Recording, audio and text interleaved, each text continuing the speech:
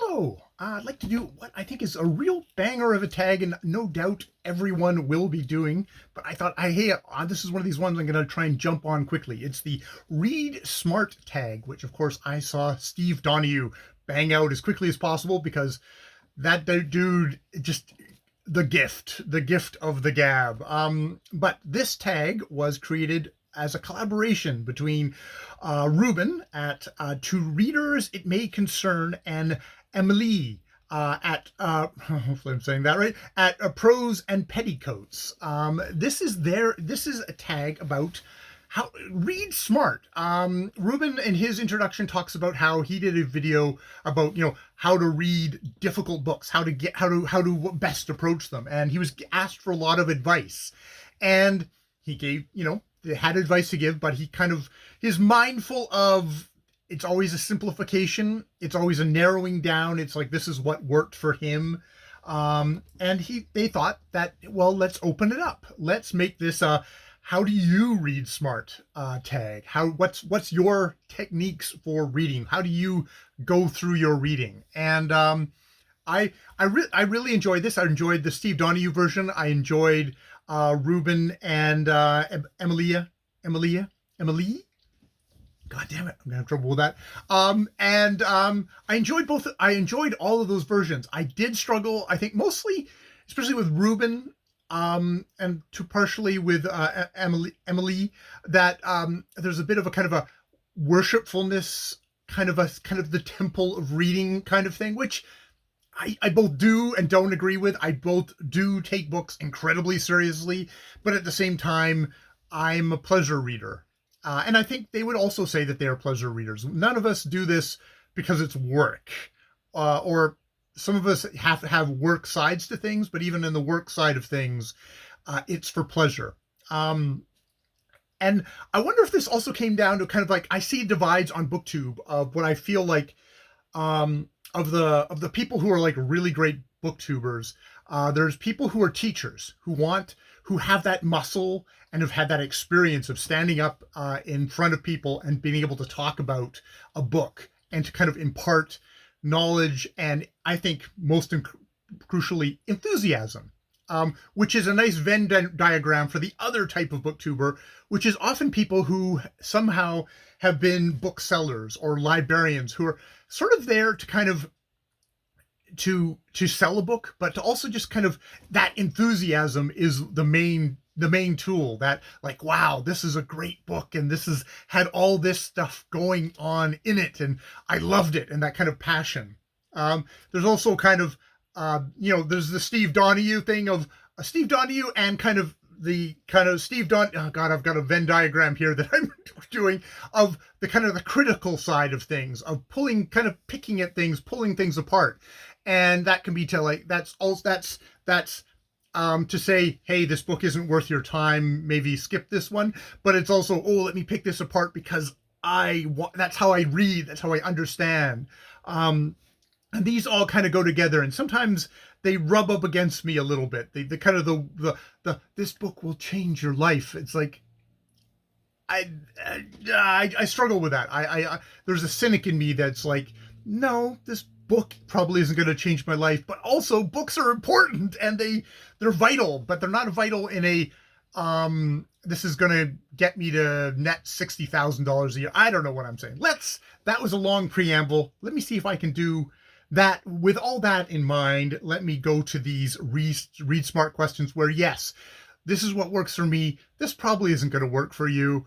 Or maybe it's something that will chime with you, or disagree with me. And if you disagree with me, this is a great tag to do, and talk about like, well, no, this is how I do things, or that sort of stuff. So, number one, what is your strategy to stay focused and engaged while reading? That would be to set aside a space that I regularly read in, not into music. I just somewhere quiet, somewhere that I can kind of sit and just read. And that is, my strategy is to like sit somewhere comfortable. That's a very nuts and bolts thing. And to stay focused and engaged while reading, the first step is to pick the right book for yourself. If you're in the mood for something sad and slow and that you can kind of sink into, then pick the right book for that time period. Um, if you're if you just want something fun and that's quick paced, pick something like that. I mean, this is the thing of the people who structure their reading. I guess I'm more in the mood camp, where I pick up what suits me for right now. That said, I just there's also just sort of the strategy of practicing reading, that I read every single day of I've read every single day of my conscious memory filled life, sort of stuff like that. Number two, how does your environment influence your focus, and what can you do to optimize it? Which is, yeah, find a comfortable chair, find a quiet spot, somewhere where you're not going to get interrupted. I think as I listened to in all three things, it's like put your phone away from you so it does not become something that you skip off into it.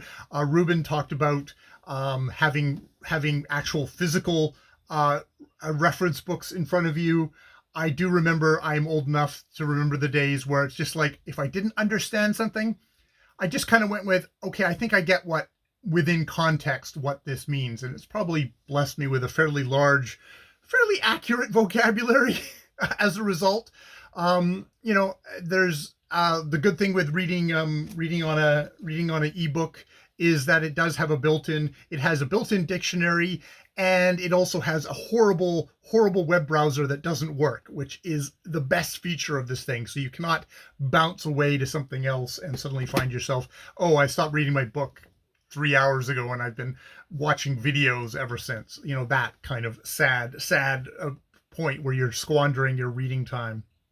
So yeah, stuff like that. But also in the same spirit, also, I get a lot of reading done on the fly. I do not get I'm not blessed with long swaths of time when I can just read interrupted every single day. I need to get sleep. I can't get up really early in the morning. I was trying to do that, and I was getting sleep deprivation, basically. That's something else you could say about all reading. Make sure you're getting your sleep. If you're not getting your sleep, you're not going to be able to focus on the book. You'll just fall asleep. Stuff like that is really important. But I read while I'm out and about. I find little slices of time and I try and read within those slices of time as well. And those are not going to be quiet periods. Maybe I don't pick the densest book at that moment that needs every single iota of my attention. Maybe I pick a lighter book. I think those lighter books are an important part of my book diet. So I will get those in there where there's music playing, there's children screaming, there's various things going on, but I've got a certain amount of practice and training of knowing how to read. I can read in that environment without it being just a a waste of my time. So yeah, there's that. Number three, what methods do you use to retain and recall information from what you've read?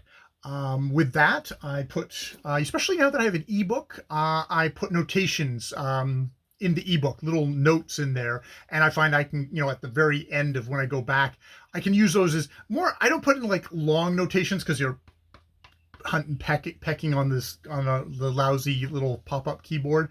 But I can use those as little things like, oh, this is where this happened, or what was that, or I have a guess about this thing here, little interpretive guess as I've gone along, and I can use that later, go back on the computer and just pull all those up and kind of zip to exactly that spot and then reread and think about it.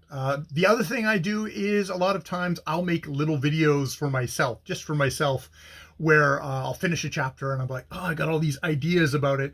I'll just press record on here and I'll record that for myself. A lot of times I don't go back and watch those, but just the very act of stopping and talking it out loud and kind of, surprise, I think out loud is how I process stuff. When my mouth isn't moving, my brain isn't working. That particular alien species. That's a Douglas Adams joke. So Yeah, I'll make little videos, and that helps me process things and kind of recall information later because I've talked it out and I've thought about it in a little bit more of a concrete way than, for at least for me, I thinking things to myself doesn't stick as much as if I have to articulate it out in the way. Um, how do you approach difficult or challenging matter? And I think this is where we get into the slightly broccoli or greens category that I detected in I'm going to say especially in Ruben's video, where it was very much, well, something might be completely horribly boring and dry. This is me making wide generalizations, but there's this kind of idea that like it's good for you, and if you're completely bored with something, that must be your fault. It's not the book's fault. If something is just, and I mean, this could be fiction, this could be nonfiction. Uh, that idea that no, but it's an important book, therefore you should go through it. I, and I think it's probably it. As Ruben says about when you talk about stuff like this, it's a gross simplification, but I do push against that. Of sometimes a book is not for you. Sometimes a book you just, why waste your time on bashing your head on this particular book when there are so many other books out there? And I mean, to be honest, I think that 99.999999999% of the books that last, that are going to be around, that are classics, that are are actual important books, I would say that most of those, they can stand on their own. That they somehow, somewhere, have been able to engage with a reader on a first read, and then have reverberated larger and larger for the reads after that. But there's still there. I think it's not. I think it's not unreasonable as a reader to say you need to give me something on the first read, something. And there's a lot of difficult books that have done that, and it's like I've read them, and it's like I know, I've gotten 2%, if that, of this book, but there was something there that hooked me and intrigued me and made me want to kind of come back for more. Um, you know, whether it's like, Moby Dick is the one that I always go to because I bounced off that book the first time I read it. And now it's like one of these books I can go back to and I can get more and more and more out of it. But the first time I didn't even make it through the first time, but there was something there enough that I went back to it. Whereas there's some books you're impenetrable and you need a guide to go through it. I've had experiences in like a classroom where a teacher has like a university course where a teacher has taken us through a book and filled that, and it's like, wow, what an amazing book. But I've then tried other books by that author, and it's like, oh, this is a book where it doesn't work unless you have that guide. And that's good, but that is that book going to ever survive in the wild? And I mean that's the thing. Are classics only books that get taught? Are classics only books that get taught in classrooms? Is that the only kind of book that survives?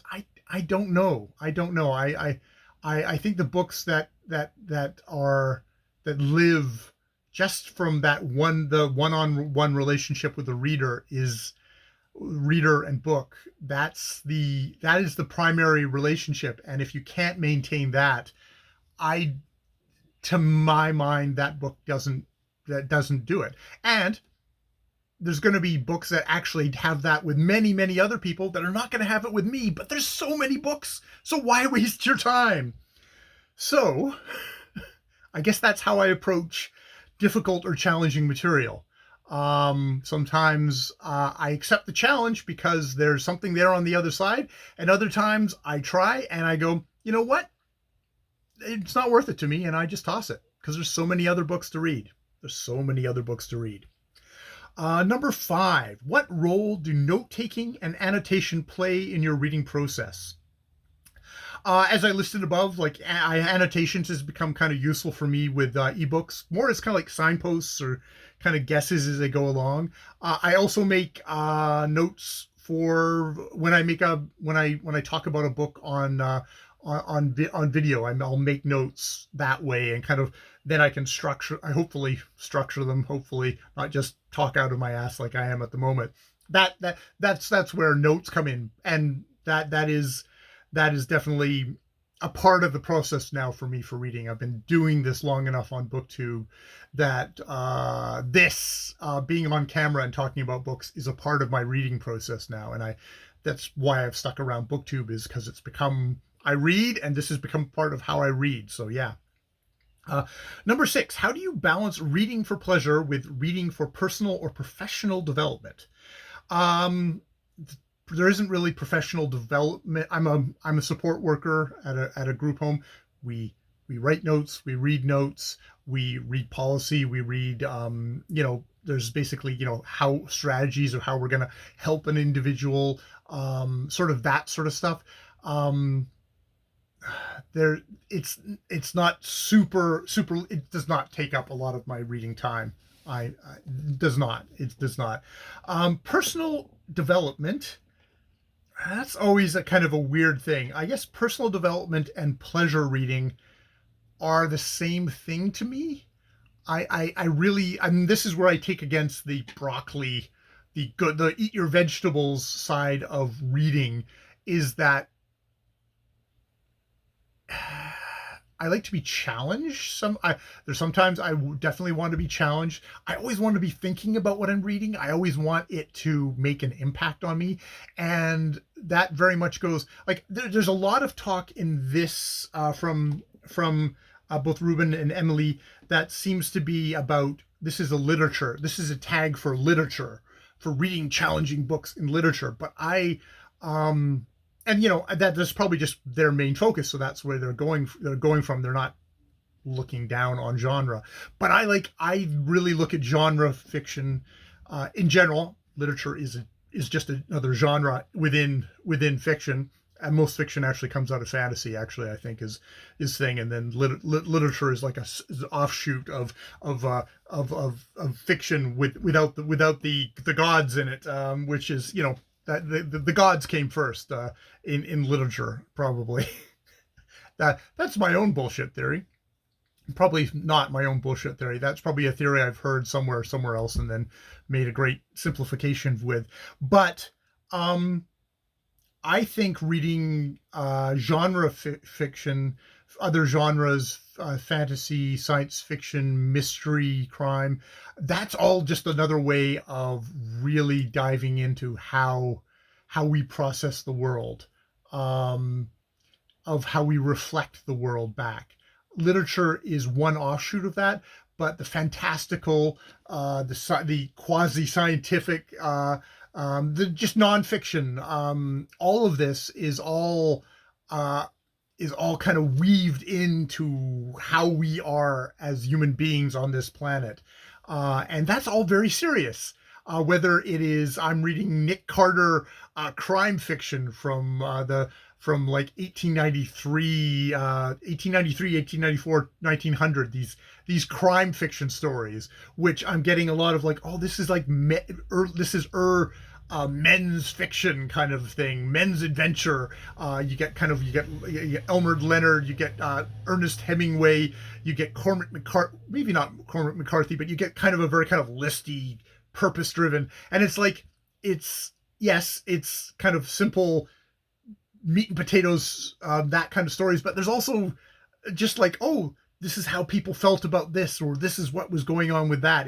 There's a lot in these admittedly clunkily written kind of generic formula driven texts, which I find this is stuff that I it's important to me, and that drives me to read it. Other than sometimes it's a fun mystery, or what the hell's going on here, that kind of stuff.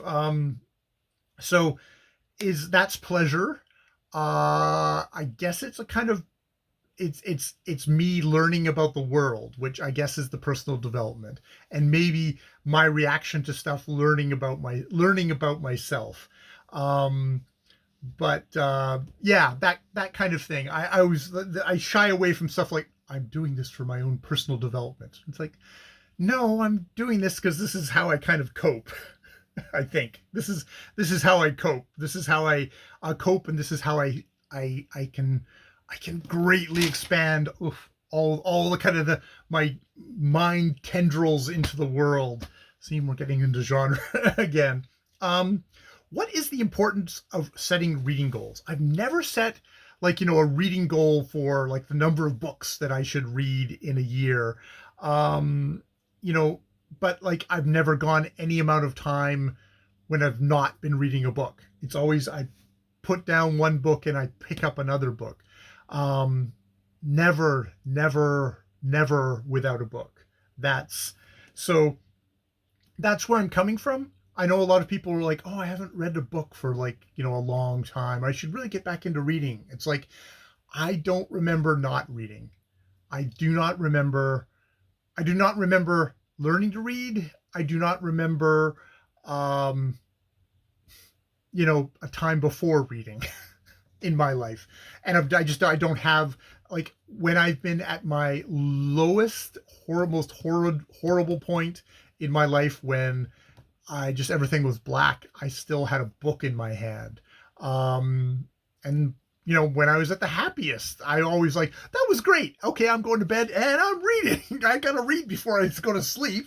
Of course, because I always read before I go to sleep. It's a part of um, you know, it's a part of life. So that's never been a thing. Now that said, I do like, especially kind of with the advent of booktube in my life.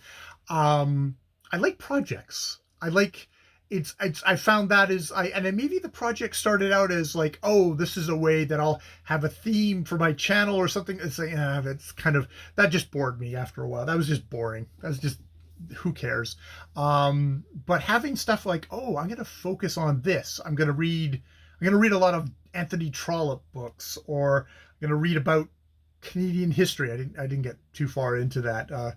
Finding well written. Well, I failed to find those well written the books that were going to really intrigue me about Canadian history. Some of it's fucking just depressing, and stuff like that. And at the moment, I'm reading books that were published between 1890 and 1910, around my grandfather's birth in 1901. And I'm also reading nonfiction books about that period that were, possibly written now or later on. Barbara Tuchman talking about the era, which is just I'm doing it because it's fun and it intrigues me, and it's another way of anchoring myself in the world. I knew my grandfather. I have a living link to this time, and that anchors me in time. I don't know why it's become a little bit of an obsession with me, that I'm doing that, but it's like, oh, it's like it gives me some parameters, but they're very loose parameters, but it's also cumulative in a way that is kind of cool and fun. It's like it's nice building things up. It's like saying, oh, I'm gonna know about this era. It's like maybe I'm not gonna know everything, but I'm gonna kind of get a feel about it. And I'm not talking just like I'd like it to expand out, but just have those arbitrary little goalposts is kind of fun. It's kind of fun. So that I guess is the importance of setting reading goals, is motivating. That's just motivating and just arbitrarily giving myself something to read, and making that kind of stuff is like, oh, it made me get around to reading Edith Wharton, which is like House of Mirth is like, wow, that is like one of the better books that I've read this year. I think it's probably the best book I've read this year. Yeah, that's Lily Bart. Yeah, Gertie Farish. Oh, yeah. It's just like, that's the high. That's the high you're going for. What are some strategies for overcoming reading slumps or lack of motivation? I think I've said already that I've never had a reading slump. I've never stopped reading. Never.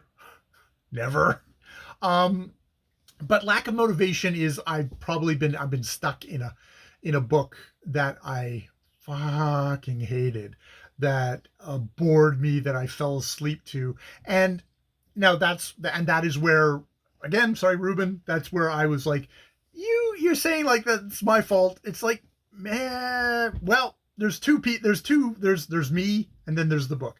The book, there's great books out there that are not for me, and if that's not for me, fuck, well, why am I wasting my time? Go read a book that I love. And that's probably my thing. It's like, if the book you're reading makes you bounce off and you stop reading, well, then find a different book, find something. And I don't think you should just restrict yourself to the great books of literature. I think having all at one level gives you a monotone. I think that even though we're going to die instantaneously, basically, I think reading. I read a terrible trilogy of Star Trek Next Generation novels. There's tie-in science fiction books which have got to still be low on the totem pole. Actually, they were quite competently written, but they were just such corporate grind out. However, I think that was still worthwhile for me personally to read. I think I have some thoughts on that I will maybe try and communicate in a book trek or whatever the hell video that I might put out about that trilogy. And it's not a rah-rah, I'm trying to sell a book. It's not a, I must study this as some kind of intellectual and I'm teaching this in the class. It's messy. This is how it makes me feel. This is my history with Star Trek. This is what this reflects of this corporate machine that pumps out this kind of product.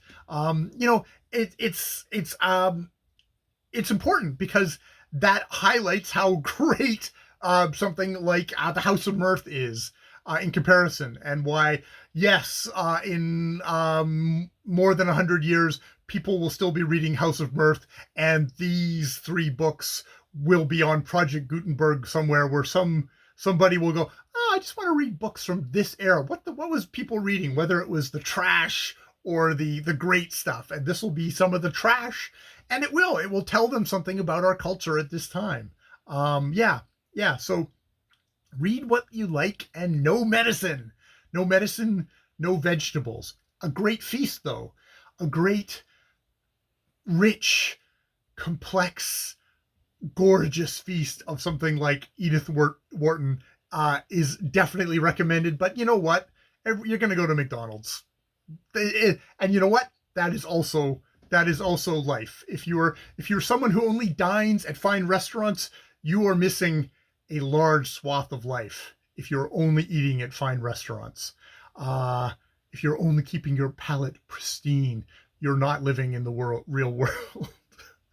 Or at least that is my opinion. That is my take on the Read Smart tag. I'd say a smart piece person reads Edith Wharton. A smart person reads Star Trek: The Next Generation tie-in novels. Well, maybe not that smart of a person, but my kind of person. All right. Last thing to do after all this palaver is to tag some people. And hey, I'll just take advantage of the fact that I think this is relatively new tag, and more thoughtful people will probably take longer to actually put out their answers. So I will tag Bookless Pete, Brian at The Bookish Texan, Dane at Dane Reads, Charles Heathcote, Joel Swagman, Rachel Morrow, One Book, One Review, Marilyn Maya Mendoza, and Heather Reads.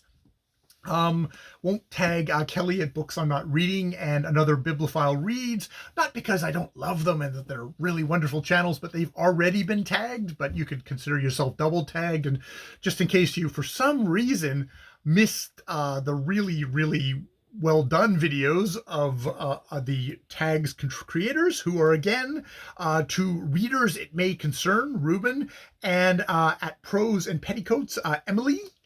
I'm going to say it now confidently, Emily, then you should do that. I will put their original videos here and maybe Steve Donahue up there, and, you know, do all that fancy stuff that I so rarely do in these videos. I'm going to try and put this out. Not going to sit on it for several months. I will try and just put this video out promptly after I watch it and decide exactly how much of an idiot I was. All right. And with that, more videos later.